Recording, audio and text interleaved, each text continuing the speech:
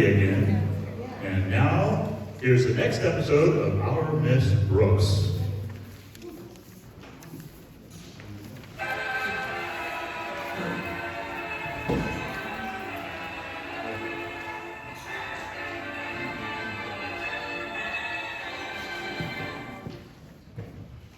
Tonight's broadcast is sponsored by Colgate Dental Cream. To clean your breath while you clean your teeth and help stop tooth decay.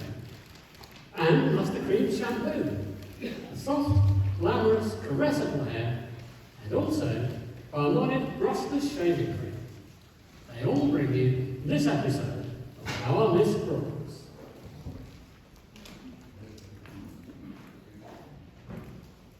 It's time once again for another comedy episode of Our Miss Brooks, written by Al Lewis. Well, Thanksgiving Day is coming soon, and most of us realise that we have quite a bit to be thankful for. Even our Miss Brooks, who teaches English at Madison High School. Yes, a holiday means a lot to me. First, it gives me an opportunity to relax and count my lack of blessings. And second, it offers a chance to catch up on several days brooding. But this Thanksgiving was different. I knew it was going to be when I joined my landlady at breakfast last Wednesday morning. Good morning, Mrs. Davis. Did you have a nice night? Oh, wonderful, Connie. I didn't sleep a wink. That sounds like fun. Well, I was planning my menu for tomorrow. It's Thanksgiving, you know, and I wanted something special for Minerva and me. Minerva? Oh, there you are, you sweet cat. Where is she, Connie? Taking my stocking off with her cute little paws. Stop it, Minerva. Now! Get away from my stocking. Either get away from those or knit me a new pair with that ball of yarn you play with. Go out to the kitchen, Minerva. I don't want you to hear about tomorrow's menu. What are you having, Mrs. Davis? Minerva's favorite dish, S-Q-U-A-B.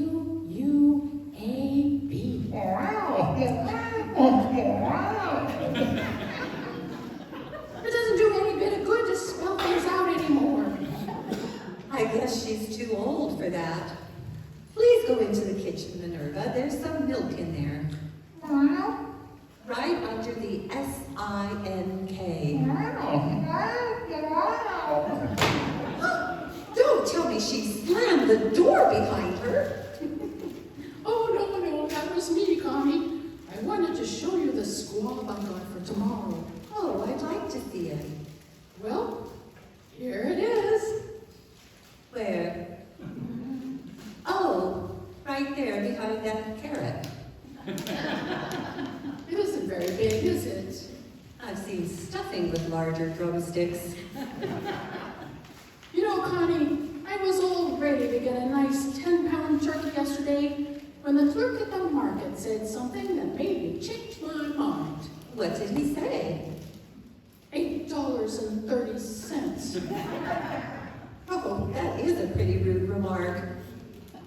I'm afraid I was a little testy when I complained about the price. Anyway, when I demanded something cheaper, this is the bird he gave me. He certainly did. Well, it'll be enough for Minerva and myself. I suppose you've already been invited somewhere for turkey and all the fixings. Where would you suggest? Well, hasn't Mr. Boynton asked you out for Thanksgiving dinner, Connie? Not yet, Mrs. Davis. But this morning, he's going to be exposed to the most thorough opportunity to do so. Good. Of course, Mr. Boynton's been on a very strict budget lately. He probably can't afford any turkey dinners. Well, then bring him back here with you, Connie. Well, that's very sweet of you, Mrs. Davis, but that squab... Oh, we'll make it do. Remember the old saying, there's always room for just one more. In this case, you must mean one more squab. Ah, thanks anyway, Mrs. Davis. After all, we've still got our health, which which is more than I can say for that squab.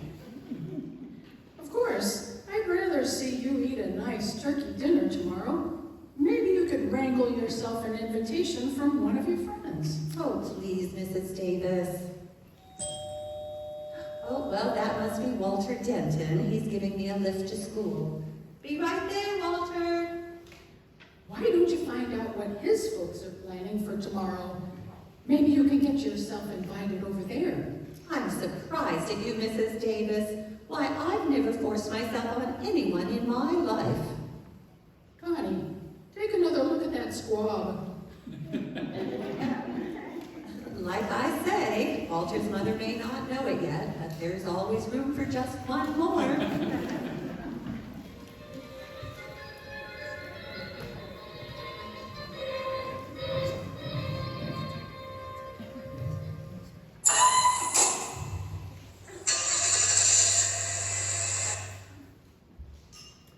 Oh, it certainly is nice weather for Thanksgiving, isn't it, Walter? It's more than nice, Miss Brooks. This air is absolutely succulent. It's downright savory and delicious. One more crack like that and I'll be gnawing the steering wheel. Tell me, Walter, how do you usually spend Thanksgiving? Well, usually Mom cooks a big turkey and we have dinner around 4 o'clock in the afternoon. I shall never forget last year's meal. First, we have a fresh fruit cup, then some delicious vegetable soup, and then this big golden brown turkey that's served with a special dressing made out of chestnuts and raisins and stuff. And you want to hear the rest of it, Miss Brooks? Certainly. Just pass me a napkin and keep on talking. Well, I don't remember all the dishes, but the hot mince pie was really tops. My mom is just about the best cook in this town. It was a gastronomical extravaganza. And like most good cooks, she probably prepares more food than she really needs. Oh, sure. Out of last year's turkey, the whole family had turkey, turkey giblets, turkey sandwiches, and turkey hash. Well, that's because you didn't invite enough guests over for Thanksgiving dinner. You know, Walter, I've often thought that people who are so close to each other all year round should somehow manage to spend their holidays together as well. Well, what kind of people are you talking about, Miss Brooks? Well, school teachers and students, for example. Who needs school teachers on a holiday? I mean, most teachers you get enough of during school hours, but for a present company accepted, of course. You're a lot different, Miss Brooks. I know, I'm hungrier. Look, Walter, about spending Thanksgiving together, if you're planning to be with your folks. Oh, but I'm not, Miss Brooks. No, my mother and dad are going out of town for the weekend. It's my dad's first vacation in 2 years. Well, how come you're not leaving town with them? It's my dad's first vacation in 2 years. Oh, he loves me, but he thinks I'm a little wearing in spots. So I'm staying over at Stretch Snodgrass's house until next week. Oh, I see. Then you'll have Thanksgiving dinner with Mr. and Mrs. Snodgrass. No, ma'am. They're going away with my folks. They're good friends, you know, just like Stretch and me. But Miss Brooks, I think your idea about spending Thanksgiving together is swell. You do? Sure. Why don't you and Stretch and me have dinner tomorrow? Dinner? Well, that might be very nice, Walter. Oh, great. Then Stretch and I will be over at your place at 3 o'clock sharp. My place? Well, yeah, that is if you still want us. Well, I wouldn't be without you. But, Walter, Mrs. Davis did the shopping yesterday, and there just weren't any good-sized turkeys left that she could afford. So what she bought was a very small... Oh, what she bought isn't important, Miss Brooks. What counts is spending Thanksgiving with people who mean something to you. Gee, the Pilgrims certainly had it all over us modern characters when the Pilgrim wanted to celebrate the holiday holiday, he just picked up a musket and shot himself a turkey. At the current prices, Walter, the only way I'll have a turkey tomorrow is if I pick up a musket and shoot myself a butcher.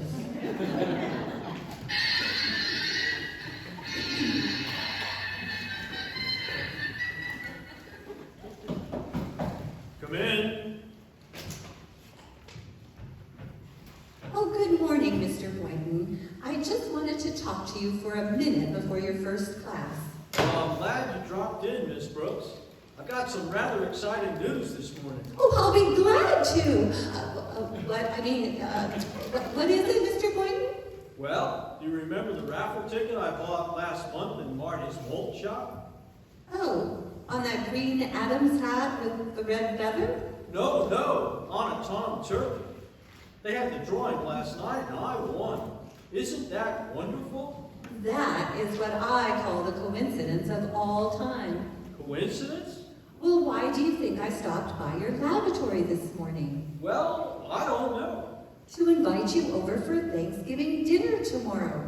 Well, that is nice of you, Miss Brooks. I'll be happy to come over. About what time will you be expecting me?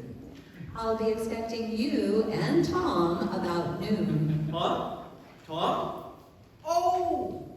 Oh, you mean the turkey. Well, I'm afraid he won't be with me, Miss Brooks.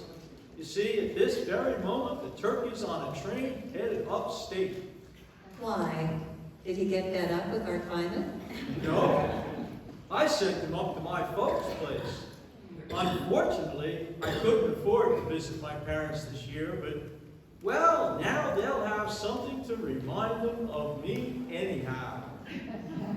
Must be a very tall turkey. What did he weigh, Mr. Boynton? Oh, about 18 pounds. Of course, what I'd do with an 18-pound turkey, I'll never know. Until tomorrow. Well, I'd better be running along now. On second thought, you needn't get to the house until 3 or 3:30. On third thought, you can back out of the whole thing if you want to. Back out? Well, I should say not. I'll be there all right. Thanks for the invitation. You're welcome. But Mr. Boynton, if you're expecting the conventional Thanksgiving Day dinner, you're liable to be a little disappointed. I'm just not having it. Oh, what are you having? So far, Walter Denton and Stretch Snodgrass.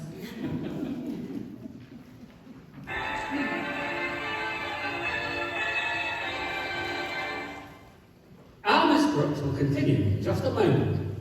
First, a message from one of our sponsors.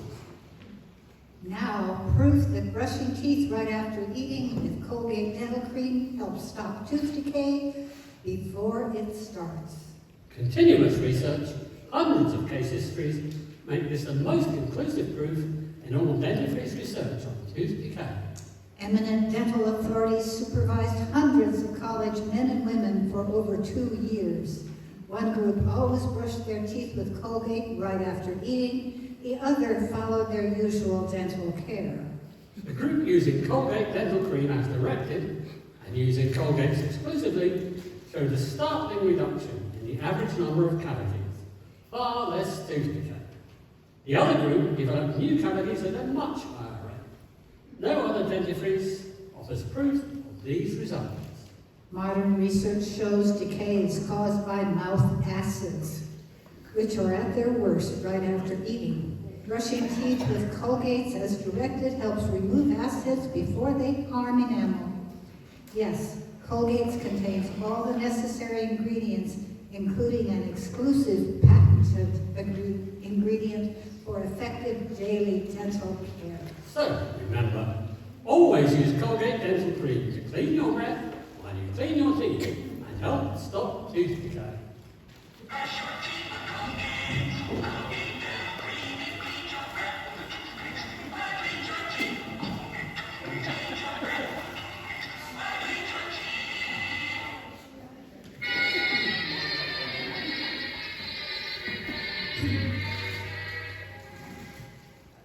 Well, Thanksgiving Day arrived right on schedule. mostly because I couldn't do anything to stop it. After breakfast, I headed straight for the kitchen. There, I took a good look at Mrs. Davis's squab. Then I took an aspirin. Then I gave the squab an aspirin. Then I decided to make Mrs. Davis a full partner in my panic. Oh, this is terrible, Mrs. Davis. We can't possibly serve 5 people with this amount of food. Oh, calm down, Connie. We'll make some way out of it. I've got cans of salmon in the house, and some cheese and crackers, and tidbits of one sort or another. But one doesn't serve tidbits for Thanksgiving dinner. Oh, I wish that bird looked bigger. Did you stuff him again since we last discussed it? I've stuffed him 5 times since then. In fact, the last time I went to fill him up, I got the feeling he was trying to kick my hand away. Oh, it's no use, Mrs. Davis. It just won't work. I still think you should follow the advice I gave you yesterday, Connie, and get yourself invited out for a real turkey dinner. But I've already asked Mr. Boynton to join me. And get him invited along with you. Well, what about Stretch Snodgrass and Walter Denton? Take them along too. Why not? And while we're at it, why don't you and Minerva join our happy group? Oh, we'd love to, Connie. Where are we going? I don't know where you're going, but I'm going to take another aspirin. I'm sure the Conklins would like to have you over. I ran into Martha yesterday, and she told me that she was all ready to carve a huge turkey. Oh, is she fighting with Mr. Conklin again? Now, don't be silly, Connie. Martha even remarked yesterday she was hoping Mr. Conklin would ask some of the teachers in to share their dinner. I can just picture that. If Mr. Conklin thought any teachers at his dinner table, he wouldn't know what to bite first. Well, that doesn't apply to Mr. Boynton, though. Osgood is quite fond of him. And he's also extremely taken with Stretch Snodgrass. Thinks he's the best athlete Madison ever had. Well, what about his attitude toward me? Call anyway. Remember, Connie, pride goeth before a fall. You've got to make a hit with Mr. Boynton. Here, I'll dial the number for you.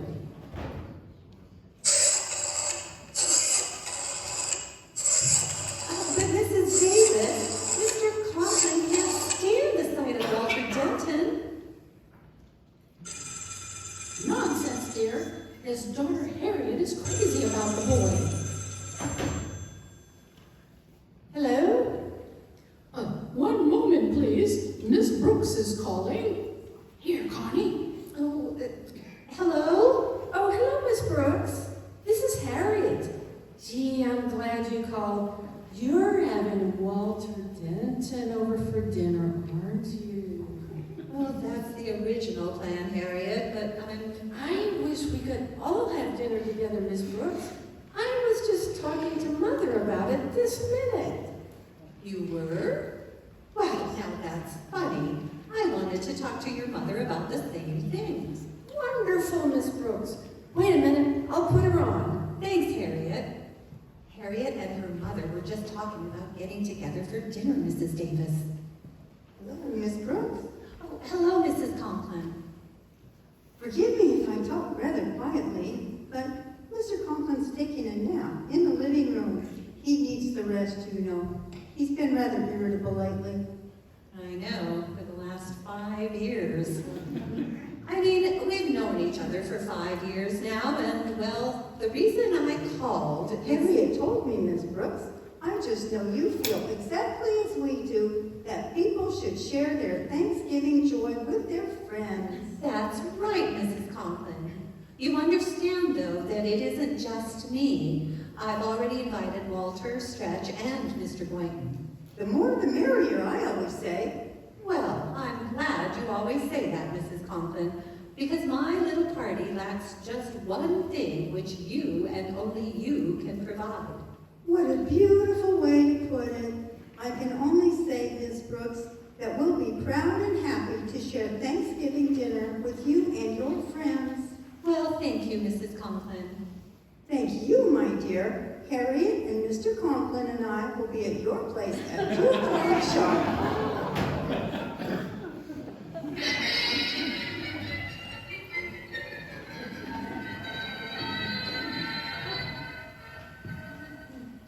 It's almost 1, Mother. Don't you think we should wake Daddy? Oh, in a minute, Harriet. Did you take our turkey down to the mission like I told you? Yes, Mother. I just got back. They certainly were grateful. The men said it would feed almost a dozen people who ordinarily would go without any Thanksgiving meal at all. Oh, fine, dear. I know your father will be happy at the thought of sharing with our lesser privileged citizens. Now go on in and wake him up, Harriet. Yes, Mother.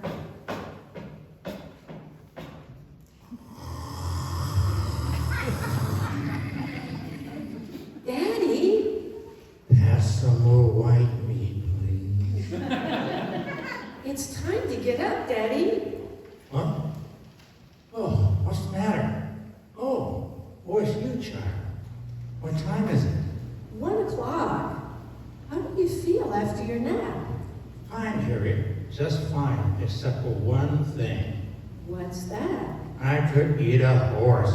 Martha! Oh, Martha!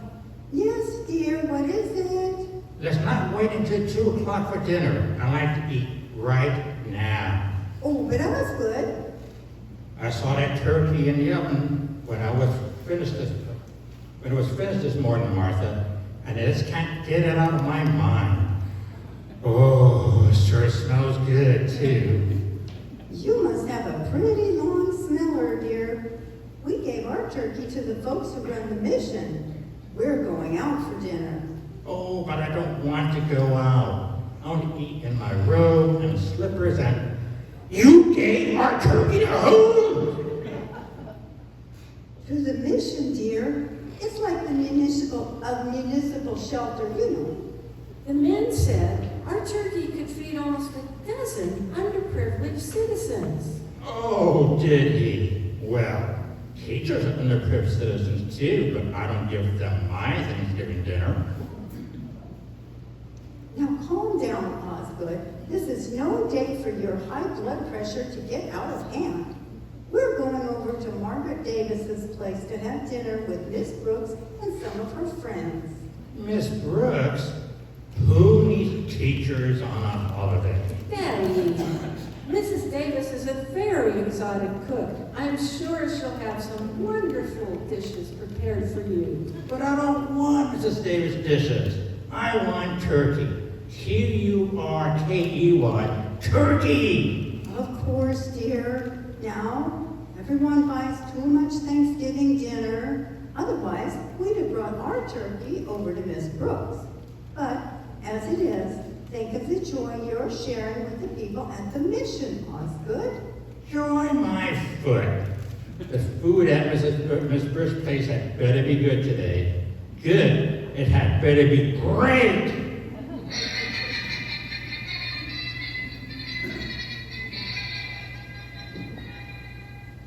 Oh, every time I tried to call Mrs. Conklin back, the party line was in use, and now they don't answer. They're probably on their way over here this minute to eat dinner or not to eat dinner. Please, Connie, you're beginning to sound like Hamlet.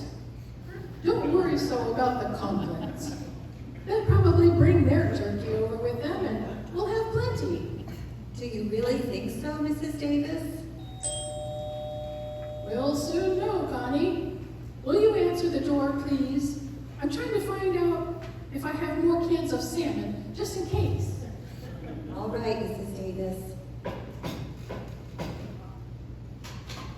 Happy Thanksgiving, Miss Brooks.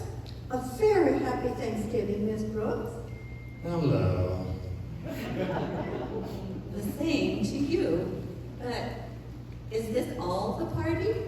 What do you mean, Miss Brooks? I mean, just you three? Nothing waiting out in the car or anything? Well, we were going to bring our turkey along, But we know what a well-stocked larder you both must have, so we donated it to the mission. The mission? One of my favorite charities. There's no joy like sharing. May we come in now and start sharing yours? Of course, Mr. Conklin. If you'll just sit here in the living room, I'll go back to the kitchen and tell Mrs. Davis you're here. Oh, Harriet and I will go back and help out. Miss Brooks, you've done enough for one day. Why, I'll bet you've worked like a beaver this morning. Gone through 6 fingernails. Oh no, I didn't do too much.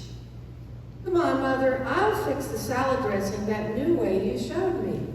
All right, dear. And I'll tell Mrs. Davis about the new things we've been doing with parsley. Never mind the side dishes.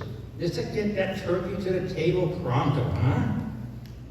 You chat with Miss Brooks, dear. We'll just be a little while. Well, make it snappy. I could eat a horse, Miss Brooks. If it comes in cans, you may get the chance. I mean, we'll be sitting down as soon as the others arrive, Mr. Conklin. Oh yes, I forgot. You were having some of your friends in. Hope that lame brain dunce Walter Denton isn't expected. Want some popcorn, Mr. Conklin, or potato chips? No, thanks. Who's coming to dinner, Miss Brooks? Well, Mr. Boynton, for one. Oh, nice chap, Boynton. Far less irritating than many of his contemporaries. What's the trouble, Mr. Conklin? I'm not a well man. I've had some very strange symptoms lately. What kind of symptoms? Well, every so often I get sudden blinding flashes of appetite. Oh, well, that's because you're under such a strain, Mr. Conklin. You see, under great emotional tension, many people experience sudden and uncontrollable appetite. It's psychosomatic to some extent. Really? Now perhaps you'd like me to stretch out on the couch and tell me how, at age 3, I was convinced that my younger brother was a Cocker Spaniel. Yours too? I was only trying to help, Mr. Conklin. I had an aunt who suffered just like you do. I remember one time my uncle caught his nose in the piano bench. Auntie ran right down to the corner and bought herself a pickle. A pickle? It satisfied her nervous craving. When she stayed with us, we always had to keep a big supply of food on hand. Big juicy steaks, chops, chicken, ducks, cold cuts, potato salad. Please, Miss Brooks. I want my dinner. But Mr. Conklin, the others haven't arrived. Oh, it's open. Come on in.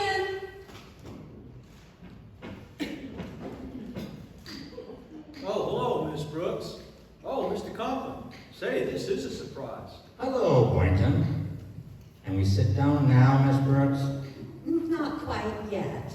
Pull up a chair, Mr. Boynton. Thanks. Well, how does this turkey look? Did you get a nice-sized bird? Well, to be honest, Mr. Boynton, our turkey may not be such a big bird, but I'm sure this party is going to be a very big turkey. Oh, I almost forgot. There are some salted peanuts in this dish, Mr. Conklin. One would almost think you were trying to spur my appetite. But nothing can do that, Miss Brooks. Absolutely nothing. The door was open, so I just breezed on in. Hi, Miss Brooks. Oh, Walter, I'm so glad to see you. Here comes nothing now. Huh? Oh, hi, Mr. Boynton and Mr. Conklin. Hello, Denton. Miss Brooks, I've got some bad news for you. You'll have to get in line, Walter. What is it? Well, Stretch's aunt and uncle insisted that he have dinner with them today, so he can't possibly be here in time to eat with us. Isn't that awful? I'm absolutely devastated. Yeah, me too. Gosh, Miss Brooks, what will we do with all that extra food that's left over? We'll eat it. Come on in, folks. At last! Come on! May I escort you to the dining room, Miss Brooks? It won't be necessary, Mr. Boynton. I'll just follow Leo the lion.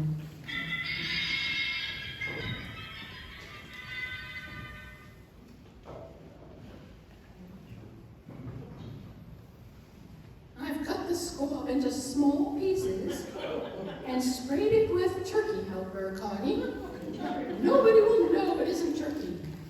Now then, you keep the lid on this big tray, except when you're serving, and they won't know how little we've got. All right, Mrs. Davis, I might as well trot it in.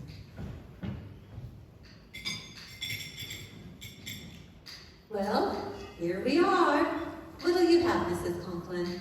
Oh, serve Mr. Conklin first, will you, dear? He's quite hungry. Certainly. Mr. Conklin, what'll it be? I'll have a drumstick. A drumstick. Yes, sir, here you are. Where? The drumstick. This is it. You know what they say, the nearer the bone, the sweeter the meat. If this has any meat on it, it must be inside the bone. Well, this is a brand new breed of turkey, Mr. Conklin. They've been experimenting for years with this type on the theory that the shorter the legs, the larger the breasts. Oh, then give me some of that. Yes, sir. Here it is. This is it? This it is. You see, when they were experimenting with the short legs, the breasts didn't quite get the idea of what they were trying to do. Well, where are the wings? This bird didn't get his wings. He flunked out in basic training.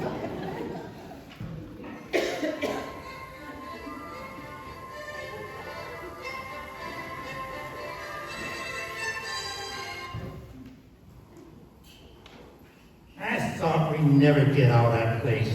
Fine dinner that was. Take it easy, Osgood. We'll stop off on our way home and get a bite somewhere. I thought the salmon was quite tasty. But, Mother, why do you suppose Miss Brooks took Mr. Boynton aside and then excused herself in the middle of the meal and left? Why, it was obvious, dear. Miss Brooks wanted us to have enough to eat. And to think, we gave a beautiful 16-pound turkey to the mission. Everything happens for the best, dear. See? That's the mission right ahead of us. What a big line of people waiting to be served.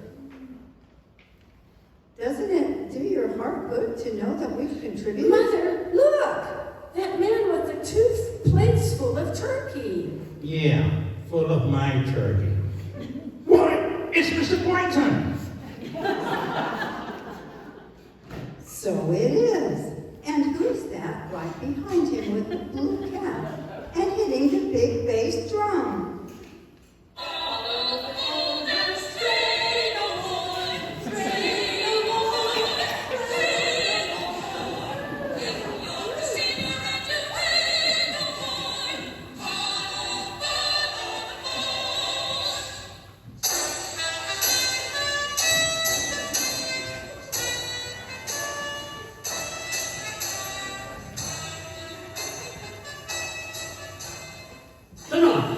Tonight, show him how much lovelier your hair can look after a Lustre Cream shampoo. Lustre Cream, the world's finest shampoo. No other shampoo in the world gives its magic blend of secret ingredients plus gentle management. Not a soap, not a liquid. Lustre Cream shampoo leaves hair 3 ways lovelier.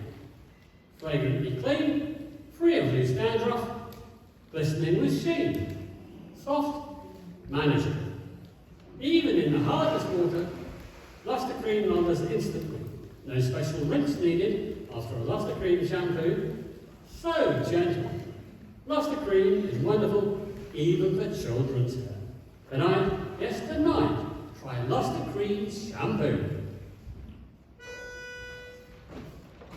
Green girl,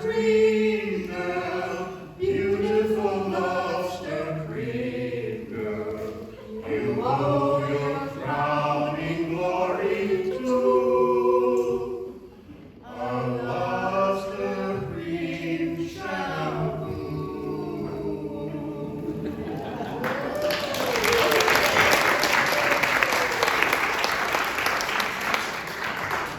And now, once again, here is our Miss Brooks.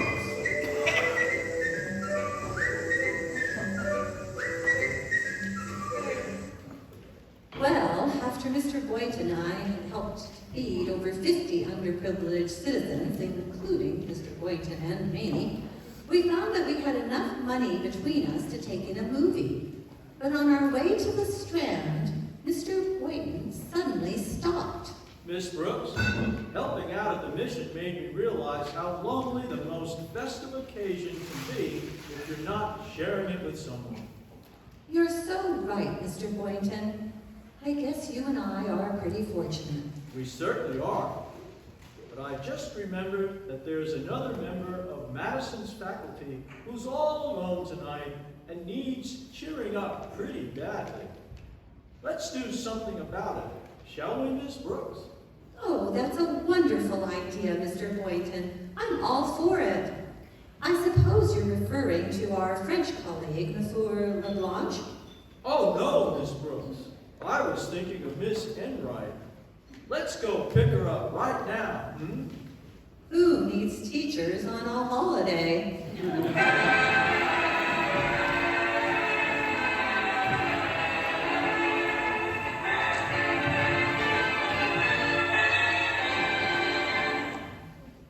Please remember to tune in next time to another Our Miss Brooks show. Brought to you by Luster Cream Shampoo for glamorous, caressable hair and Colgate Dental Cream to clean your breath while you clean your teeth and help stop tooth decay. And here's a good new product for your shaving pleasure. 3 men out of every 4 get more comfortable, actually smoother shaves with Palmolive brushless shaving cream. This is not just a claim, here's the proof. 1,297 men tried the Palmolive brushless way to shave described in the tube. And no matter how they shaved before, 3 men out of every 4 got more comfortable, actually smoother shaves. Try Palmolive brushless yourself. See if you don't get more comfortable, actually smoother shaves the proven Palmolive brushless way.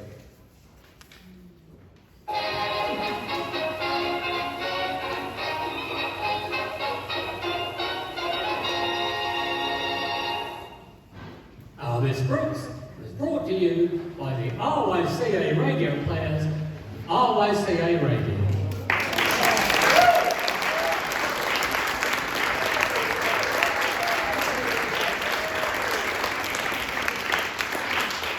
One other thing that I failed to address, you see this beautiful plaque? I want to give special thanks to Dick Berry who made this for us the last time. Way to go, Dick.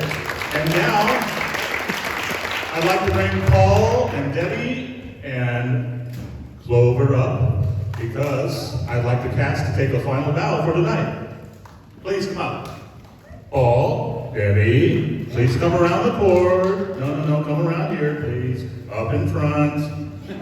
Get all the glory. All the glory. Paul, back here, buddy. Don't trip on the cords. Our insurance won't cover that. I thought I was supposed to have voice for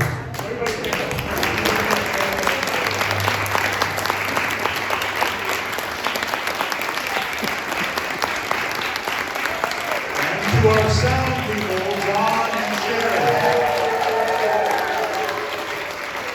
All these people worked very, very hard to bring you this tonight. So thank you. And to our bartenders back there, Mike and Sean and Jean and everybody else that helped, and David Simon.